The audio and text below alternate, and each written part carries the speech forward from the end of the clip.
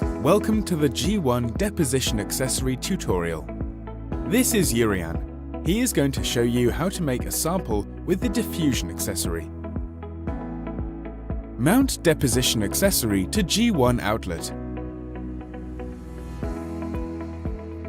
Connect gas outlet. Connect bypass.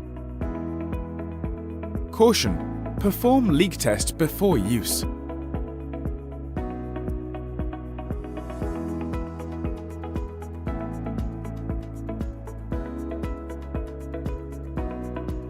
Load sample on sample holder. Insert sample holder in diffusion chamber. Fasten clamp. Turn on G1 and start gas flow. For better sample quality, use a warm-up time of 5 minutes via the bypass.